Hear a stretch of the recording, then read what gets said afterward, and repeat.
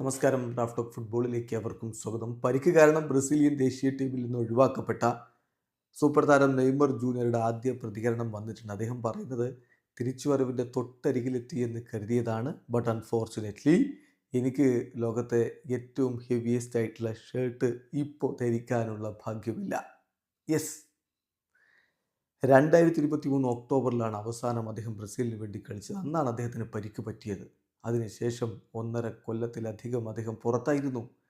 ഇതാ ദേശീയ ടീമിലേക്ക് മടങ്ങിയെത്തി എന്ന് തോന്നിച്ച ഘട്ടത്തിലാണ് വീണ്ടും പരിക്ക് അദ്ദേഹത്തെ വേട്ടയാടുന്നത്. നെയ്മർ ഏറെ നിരാശനാണ്. നെയ്മറുടെ പ്രതികരണത്തിലേക്ക് പോവുകയാണ്. അദ്ദേഹം തൻ്റെ സോഷ്യൽ മീഡിയ പ്ലാറ്റ്ഫോമുകളിലൂടെ ആരാധകരോട് ഇത് പങ്കുവച്ചിരിക്കുകയാണ്.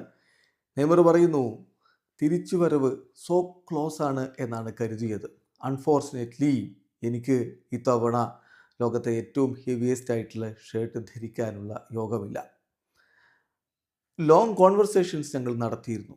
എല്ലാവർക്കും അറിയാം എൻ്റെ ആ ഒരു ഗ്രേറ്റ് ഡിസയർ, എനിക്ക് തിരികെ എത്തണം എന്നുള്ള ആ ഗ്രേറ്റ് ഡിസയർ എല്ലാവർക്കും അറിയാം. പക്ഷേ ഞങ്ങൾ ഒടുവിലൊരു തീരുമാനത്തിലെത്തി.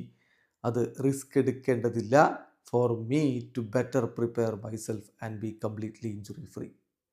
പരിക്കിൽ നിന്ന് മാറുന്നതിന് വേണ്ടിയിട്ടും കൂടുതൽ നല്ല രൂപത്തിൽ ഒരുങ്ങുന്നതിന് വേണ്ടിയിട്ടും റിസ്ക് എടുക്കേണ്ടതില്ല എന്ന തീരുമാനത്തിലേക്ക് ഞങ്ങൾ എത്തുകയായിരുന്നു. എല്ലാവർക്കും എന്നെ സപ്പോർട്ട് ചെയ്തുകൊണ്ട് മെസ്സേജ് അയച്ച എല്ലാവർക്കും ഞാൻ നന്ദി പറയുന്നു. ഇത് പ്രോസസ്സിൻ്റെ ഭാഗമാണ് എന്നാണ് ഇപ്പോൾ അദ്ദേഹം കുറിക്കുന്നത്. തീർച്ചയായിട്ടും നെയ്മർ ജൂനിയറുടെ പ്രതികരണം അതാണ്. ഇപ്പോൾ ഇനി മടങ്ങിയെത്താൻ വേണ്ടി ശ്രമിച്ചാൽ അത് റിസ്ക്കാണ്, പരിക്ക് വർദ്ധിക്കാനുള്ള സാധ്യതയുണ്ട്. അപ്പോൾ അതുകൊണ്ട് തന്നെ തീരുമാനമെടുത്തു, വിട്ടു നിൽക്കുക, കൂടുതൽ ഇഞ്ചുറി ഫ്രീ ആയിട്ട് കളിക്കളത്തിലേക്ക് മടങ്ങിയെത്തുക. അപ്പോൾ അതിനു വേണ്ടിയിട്ട് താൻ ബ്രസീൽ ടീമിൽ നിന്ന് വിട്ടുനിൽക്കുകയാണ് എന്ന് നെയ്മർ ജൂനിയർ തന്നെ അറിയിക്കുന്നു. ഇതൊക്കെ പ്രക്രിയയുടെ ഭാഗമാണ് എന്നുകൂടി അദ്ദേഹത്തിൻ്റെ പ്രതികരണം വരുന്നു. വീഡിയോ അവസാനിക്കുന്ന. ഫുട്ബോൾ ലോകത്തെ കൂടുതൽ വിശേഷങ്ങളുമായി റാഫ് ടോക്സ് വീണ്ടും എത്താം.